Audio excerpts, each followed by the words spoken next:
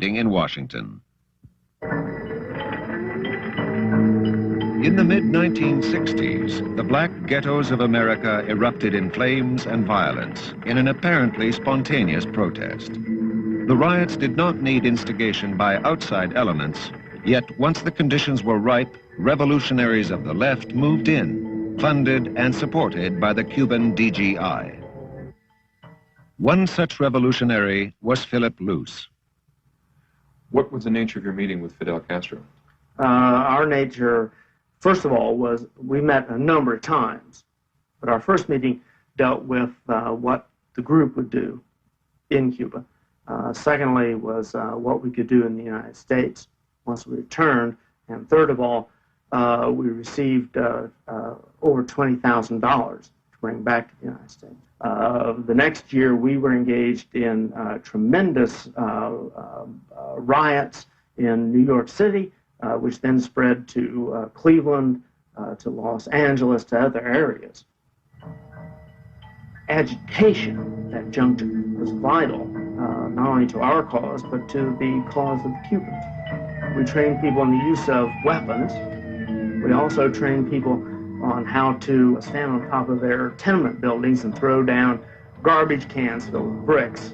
We also taught them how to make Molotov cocktails.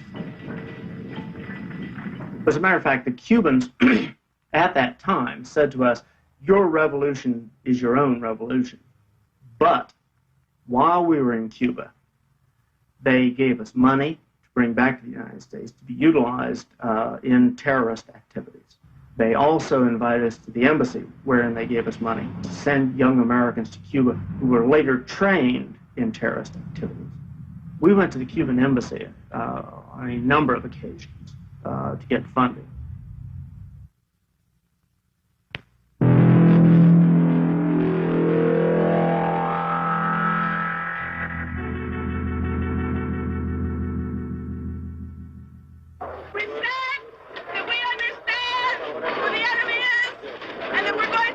In the 1960s, Bernardine Dohrn was one of the leaders of the violent radical group known as the Weathermen. On December 3, 1980, in Chicago, Bernardine Dohrn surrendered after 10 years in hiding.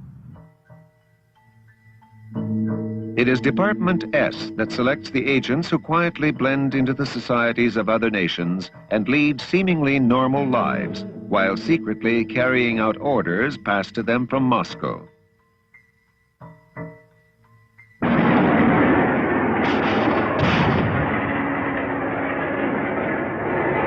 This is part of a television program about the black riots in America in 1968. It was produced by the Canadian Broadcasting Corporation. The end credits are interesting in that the sound man on the film crew, Rudy Herrmann, was a KGB illegal.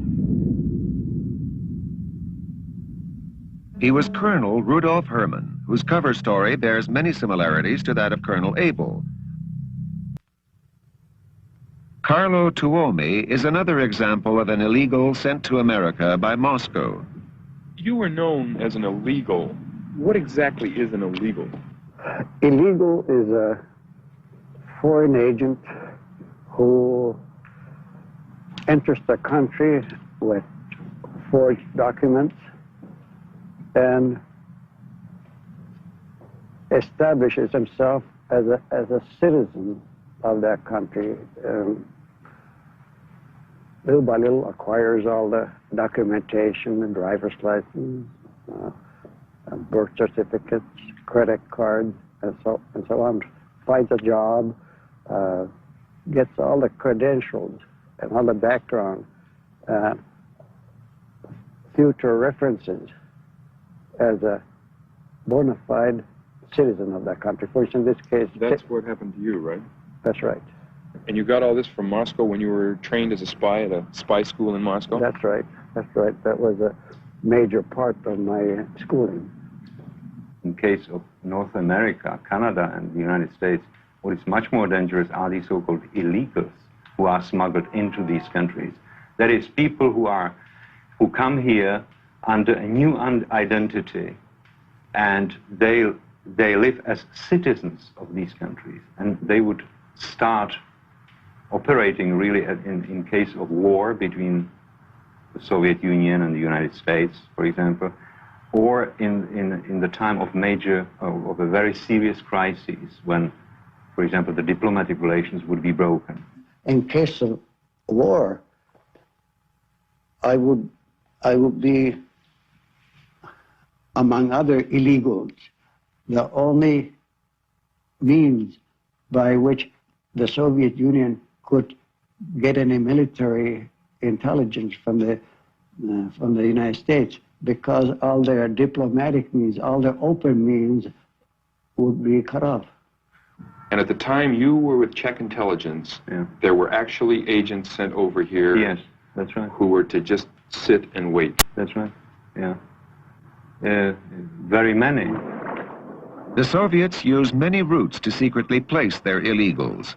The Soviet fishing fleets, which regularly stop at North American ports, have often provided the KGB with a secure means of landing their spies.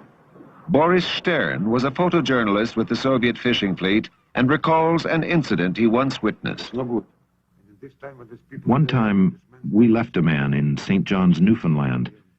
He had been kept in hiding on my boat. I thought, the other people on our boat thought, he was an illegal being dropped into Canada. You believe that this was a case of dropping a spy off in Canada? Yes.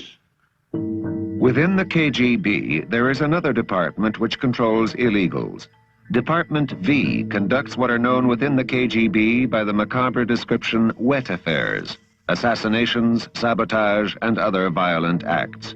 It is the department that takes care of the dirty work of the KGB. Until he defected to the West, Arkady Shevchenko was the senior Soviet at the UN. That has been the department which operates in the secret, which is even unbelievable for the Soviet secret society. Have you ever known of any Department V people in North America? Yes, it was in New York, in the Soviet mission in New York in the middle of the 60s, and one of my friends who happened also to be working with the KGB, they told me, look, you know, this man looks so quiet, calm, and even respectable as someone. If you look at him, you would never believe that what he is really doing, and to what branch or to what department of the KGB he himself belonged. That is the most sinister thing in the world, which he is doing. We know that the Weatherman underground organization went to Cuba and utilized the same kinds of techniques that we utilized. These people did engage in direct bombing and killing in the United States. So I fear it. And yet, most of them haven't been heard from for a long, long time. That's right, but they're still out there. They're underground. And the question is, over a long period of time, what does it take to activate them?